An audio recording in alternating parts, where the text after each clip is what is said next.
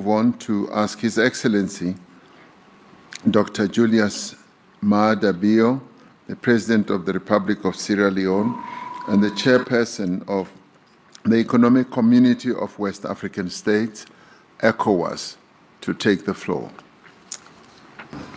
Thank you very much, Mr. Chair. Your Excellencies, distinguished leaders, ladies and gentlemen, I want to start by congratulating our host for being a great host, especially for the warmth and hospitality that he has extended to us. I now bring you warm greetings from the Economic Community of West African States, ECOWAS. The region is currently celebrating its golden anniversary in recognition of various achievements, but also reflecting on the future of the community. We gather here to make important decisions on trade, finance for development, and the existential debt burden.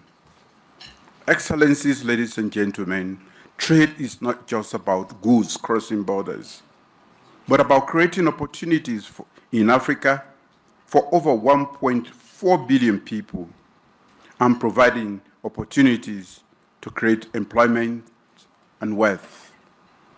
In Africa, we are committed to boosting intra-African trade through effective implementation of the African Continental Free Trade Area, a system that empowers small businesses, connects landlocked communities, and unlocks regional value chains.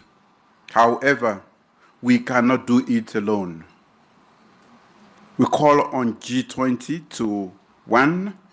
Reform global trade rules to ensure fair access for African exports. 2. Invest in trade facilitation, digital corridors, and green logistics. 3. Support the full implementation of FTAs, such as the AfCFTA, especially for the effective participation of women and youth entrepreneurs. Excellencies, ladies and gentlemen, development finance must move from charity to strategy. Africa does not lack ambition, but affordable capital. The cost of borrowing for many of our countries is up to 8 times higher for advanced countries. We urge G20 to 1. Scale up concessional finance and blended instruments for climate resilience, digital infrastructure, and urban transformation. 2. Empower national and subnational institutions with direct access to global capital markets. 3. Champion innovative tools like diaspora bonds, carbon credit, and SDG-linked instruments that reflect Africa's realities. Scale up climate finance commitments. Africa contributes, as we all know, less than 4% to global emissions, yet bears the highest climate cost. G20 must support the realization of the 100 billion climate finance pledge and accelerate access to loss and damage fund.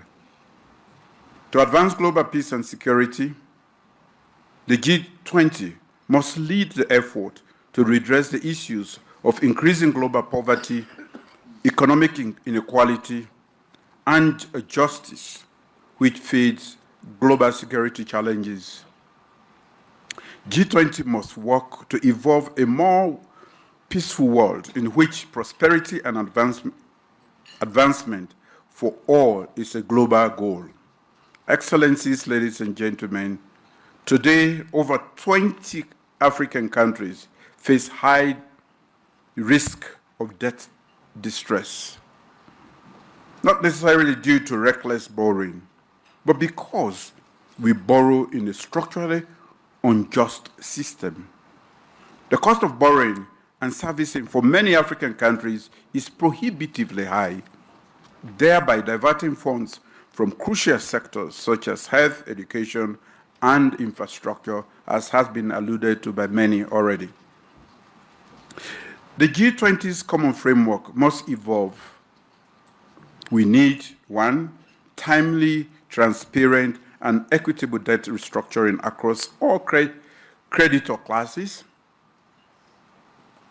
intercreditor burden sharing and binding timelines, access to concessional finance and capital on fairer terms, a new debt climate development compact that links relief to resilience, addressing issues like illicit financial flows, profit shifting, and marginalization in global value chains is crucial for long-term solutions.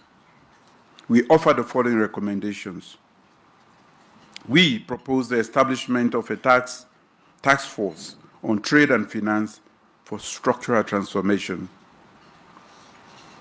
2, we call on multilateral development banks to create dedicated credit lines for regional and urban development. We urge the summit to adopt a multi-pronged approach on fiscal space, financial innovation, and institutional capacity as the foundation of a new global economic architecture. And finally, we call for a recommitment to the multilateral trading system that we are used to. Thank you. Thank you, President Maada Bio. Your Excellencies,